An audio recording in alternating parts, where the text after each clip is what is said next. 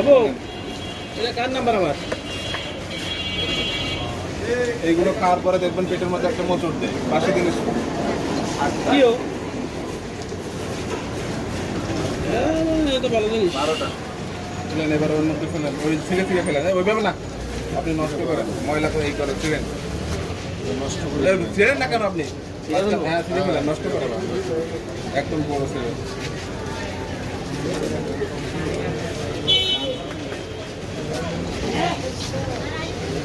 আপনাদের মতো একটা প্রতিষ্ঠানে যদি এরকম হয়, সবাই কিন্তু চোখ বন্ধ করে বলে ঢাকা বেকারি কনফেকশনারি থেকে রুটি, কেক, এগুলো কিন্তু বাচ্চারা অ্যাভেলেবেল খাচ্ছে, বার্গার খাচ্ছে, বিশ্বাস করেই কিন্তু খাচ্ছে।